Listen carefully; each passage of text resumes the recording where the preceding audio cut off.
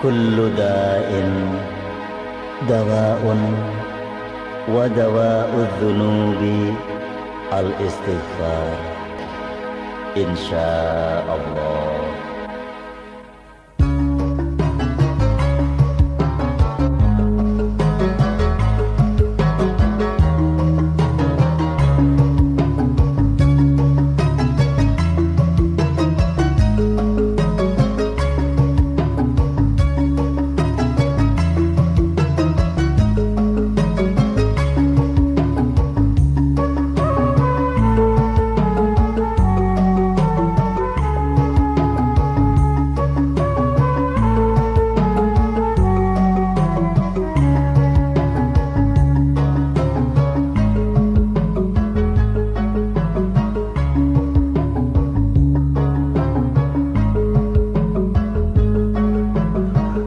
Assalamualaikum warahmatullahi wabarakatuh. Sahabat tauhid yang dirahmati Allah, semoga kita selalu senantiasa dalam lindungan dan kasih sayang-Nya, agar kita menjadi orang-orang yang selamat, bahagia dunia dan akhirat kita.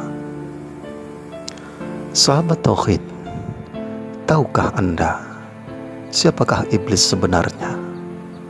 Bagaimana iblis sebelum dan sesudah dilaknat oleh Allah Subhanahu wa Ta'ala?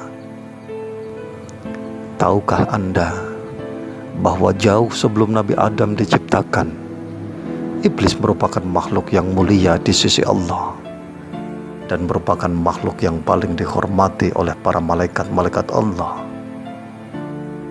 Kasih sayang Allah kepada iblis adalah ia mendapatkan taufik untuk menyembah Allah Subhanahu wa Ta'ala.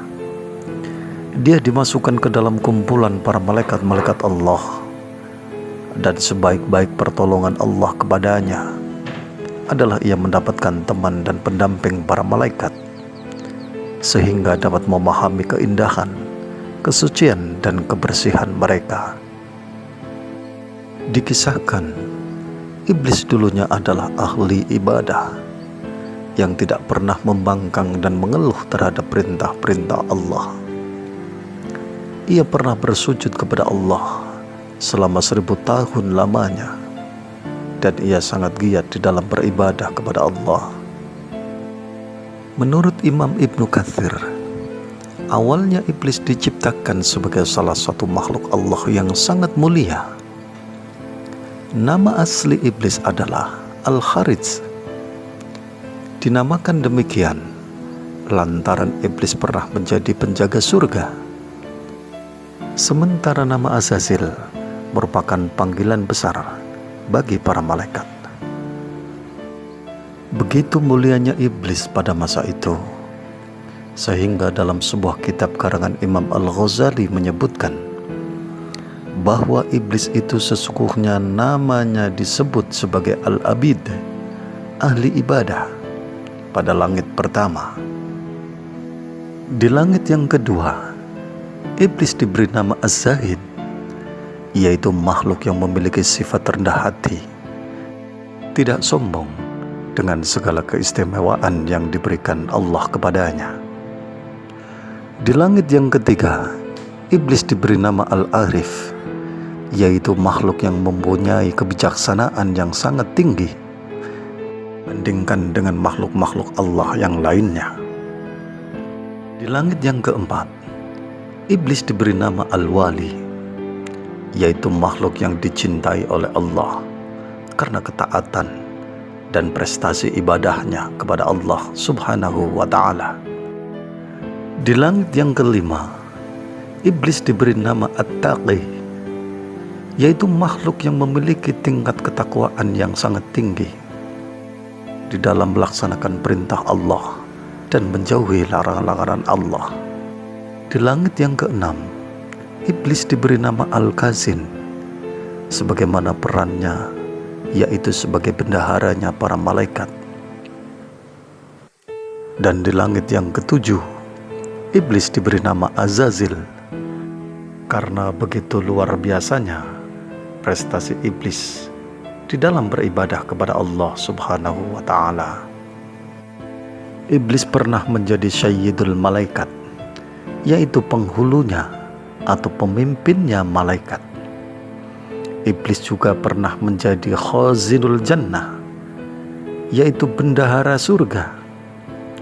Namun lama-kelamaan iblis menjadi sombong dan angkuh.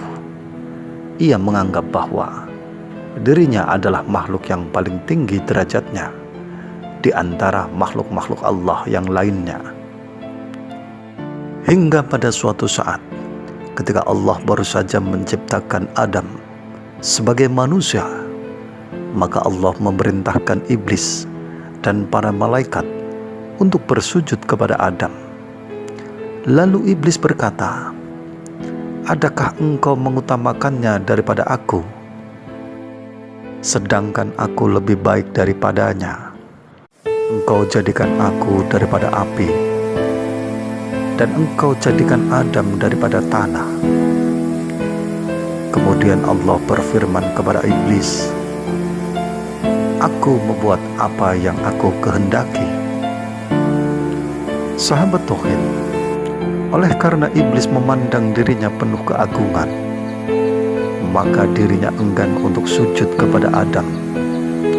Karena ia merasa bangga dan sombong, dia berdiri tegak hingga malaikat selesai bersujud. Ketika para malaikat mengangkat kepala mereka, mereka mendapati iblis tidak sujud, sedangkan mereka telah selesai sujud. Maka kemudian para malaikat pun bersujud kembali untuk kali kedua karena rasa syukurnya. Tetapi iblis telah dirasuki oleh sifat angkuh dan sombongnya, tetap enggan untuk sujud kepada Adam. Dia berdiri tegak dan berpaling dari para malaikat yang sedang bersujud. Dia tidak ingin mengikuti mereka, dan tidak pula dia merasa menyesali atas pembangkangan terhadap Allah Subhanahu wa Ta'ala.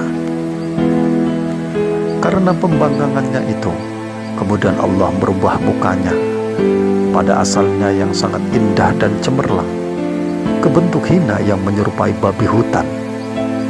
Allah membentuk kepalanya seperti kepala unta, dadanya seperti daging yang menonjol di atas punggung, wajah yang ada di antara dada dan kepala itu seperti wajah kera. Kedua matanya terbelah pada sepanjang permukaan wajahnya. Akibat pembangkangan itu, Allah Subhanahu wa Ta'ala menurunkan derajat iblis serta mengusirnya dari tempat yang paling tinggi. Disinilah permusuhan iblis kepada Adam mencapai puncaknya.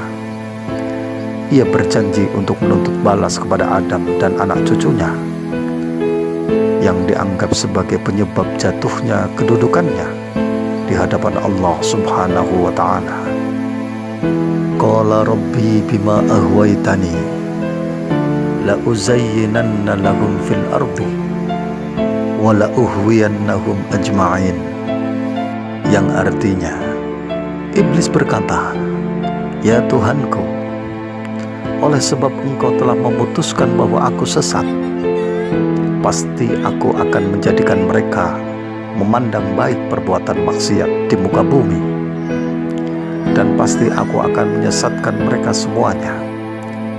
Quran Surat Al-Hijr ayat 39.